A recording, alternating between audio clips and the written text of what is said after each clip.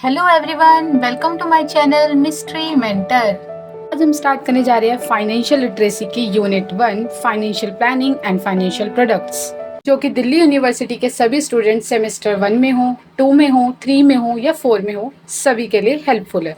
सबसे पहले हम जानेंगे कि फाइनेंशियल लिटरेसी क्या होता है। फाइनेंशियल लिटरेसी जो है वो एक इंडिविजुअल को ये नॉलेज प्रोवाइड करती है कि उसको अपने फाइनेंस को कैसे मैनेज करना है, जैसे कि सेविंग करके या इन्वेस्टिंग करके। तो इम्पॉर्टेंस क्या है फाइनेंशियल लिटरेसी की? Financial literacy helps individual to make inform decision about managing their money. वो एक इंडिविजुअल को ये हेल्प करती है कि उसको अपनी मनी को कैसे मैनेज करना है, मतलब कि अपने फ्यूचर के लिए उसको अपने मनी को कैसे सेव करना है, कैसे इन्वेस्ट करना है, ठीक है, जो कि जैसे कि मतलब वो मनी जो है उसके फ्यूचर में काम आए। It protect individuals from fraud and scams. वो एक इंडिविजुअल को जो है फ्रॉड और स्कैम से बचाती है। इकोनॉमिक स्टेबिलिटी एंड ग्रोथ को प्रमोट करती है। सोशल वेलफेयर सिस्टम के ऊपर जो बर्डन है उसको रिड्यूस करती है और सोशल वेलबींग को इम्प्रूव करती है, मतलब पूरी सोशल वेलबींग के लिए काम करती है। तो आगे हम देखते हैं कि फाइनेंस क्या होता है। So finance is a study of how individuals, business and organisations manage their money and assets. मतलब किस तरीके से एक इंडिविजुअल जो है या फिर कोई बिजनेस जो है या पूरी की पूरी एक ऑर्गेनाइजेशन जो है अपनी मनी को या अपने एसेट्स को मैनेज करती है। मतलब कि इन्वेस्ट करके करती है, बोरो करके करती है, मतलब किस तरीके से वो अपनी मनी को आगे के लिए मैनेज कर रही है जिससे कि वो अपने फाइनेंशियल गोल्स को अचीव कर सके। अब फाइनेंशियल गोल्स क्या होते हैं? तो फाइनेंशियल गोल्स को पढ़ने के लिए अभी हम आगे देखेंगे। पहले हम जानेंगे कि फाइनेंशियल प्लानिंग क्या होती है। फाइनेंशियल प्लानिंग जो है बेसिकली एक रोड मैप प्रोवाइड करता है एक इंडिविजुअल को, बिजनेस को या फिर ऑर्गेनाइजेशन को अपने फाइनेंशियल गोल्स को अचीव करने के लिए। It involves analysing of current financial resources, setting financial resources and developing a plan to achieve those goals. मतलब कि जो हमारे पास करंट फाइनेंशियल रिसोर्सेज है उनको पहले एनालाइज करना, उनको सेट करना और फिर एक प्लान बनाना कि उन गोल्स को कैसे अचीव करना है, वो होती है फाइनेंशियल प्लानिंग। इसी वजह से हम इसको कहते हैं फाइनेंशियल प्लानिंग को कि एक रोड मैप है जो कि हमारे को फाइनेंशियल गोल्स को अचीव करने में मदद करता है। तो इसमें कौन कौन सी चीज़ें आती है? इसमें आती है कि रिटायरमेंट के लिए सेविंग करना, इन्वेस्टिंग इन स्टॉक्स और बॉन्ड्स, स्टॉक्स एंड बॉन्ड्स में इन्वेस्ट करना। यही सब होती है हमारी फाइनेंशियल गोल्स, जिनको अचीव करने के लिए हम क्या करते हैं? फाइनेंशियल प्लानिंग करते हैं।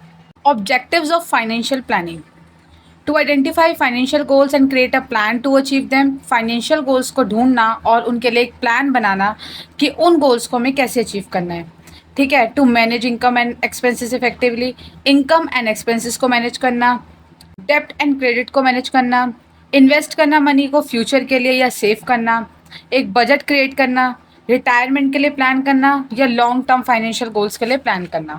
और जो भी इंडिविजुअल्स हैं, बिजनेस है या ऑर्गेनाइजेशन है जो फाइनेंशियल प्लानिंग कर रहे हैं, तो उनके लिए ये फाइनेंशियल स्टेबिलिटी एंड सिक्योरिटी का काम करता है, उनको सिक्योरिटी प्रोवाइड करता है। Importance of financial planning. Financial planning is important because it helps you to achieve your life goals by managing your finances in a responsible and effective way. Financial planning जो है वो हमारे लिए important इसलिए है क्योंकि हमारे लाइफ गोल्स को अचीव करने में मदद करता है, हमारे फाइनेंस को एक रिस्पॉन्सिबल और एक इफेक्टिव वे में मैनेज करके। Financial planning also helps you manage financial risk by creating a safety net for unexpected event like death, illness और job loss. Financial planning जो है हमारे एक सेफ्टी नेट की तरह काम करता है, मतलब कि कोई अनएक्सपेक्टेड इवेंट हो जाना, जैसे कि डेथ हो जाना या बीमारी हो जाना या फिर जॉब लॉस हो जाना, तो उसमें ये हमारे को क्या है, एक सेफ्टी प्रोवाइड करता है। तो ये एक फाइनेंशियल रिस्क को कवर करने में मदद करता है, डेब्ट को मैनेज करने में मदद करता है और फाइनेंशियल स्ट्रेस को रिड्यूस करने में मदद करता है। Financial goal: financial goal is a specific objective that you want to achieve through a financial planning. अब जो फाइनेंशियल गोल है ये एक स्पेसिफिक ऑब्जेक्टिव होता है जिसको हम फाइनेंशियल प्लानिंग के थ्रू अचीव करना चाहते हैं। अब ये फाइनेंशियल गोल्स कैसे होते हैं? जैसे कि कोई घर खरीदना या फिर रिटायरमेंट के लिए सेविंग करना या चिल्ड्रंस की एजुकेशन के लिए पे करना या फिर कोई कार खरीदना, ठीक है। तो ये हमारे एक फाइनेंशियल गोल हो गई कि हमारे को ये चीज़ खरीदनी है। अब उन चीज़ों को खरीदने के लिए हमारे को क्या करनी पड़ती है? फाइनेंशियल प्लानिंग करनी पड़ती है। तो यही होते हैं हमारे फाइनेंशियल गोल्स, जो कि शॉर्ट टर्म भी होते हैं और मिड टर्म भी होते हैं और लॉन्ग टर्म भी होते हैं। Process of financial planning: 5 process होते हैं फाइनेंशियल प्लानिंग के। पहला, assess your current financial status, दूसरा सेटिंग फाइनेंशियल गोल्स, तीसरा डेवलपिंग अ प्लान, चौथा इम्प्लीमेंट द प्लान एंड पांचवा मॉनिटर एंड रिव्यू। अब हम सारे स्टेप्स को एक एक करके पढ़ेंगे। Assess your current financial status, इसका मतलब क्या होता है कि जो इंडिविजुअल है उसकी फाइनेंशियल सिचुएशन क्या है, मतलब कि उसकी इनकम क्या है, उसकी लाइबिलिटीज क्या है, इन सबको देखना। दूसरा step setting financial goals. Setting financial goals का मतलब है कि हमारे को अब ये देखना है कि जो हम फाइनेंशियल गोल्स सेट कर रहे हैं वो लॉन्ग टर्म होंगे या शॉर्ट टर्म होंगे। Third process is develop a plan. Develop a plan का मतलब कि एक प्लान बनाना कि हमारे को अपने फाइनेंशियल गोल्स को अचीव कैसे करना है, सेविंग करके करना है, इन्वेस्टिंग करके करना है, तो ये होता है प्लान करना।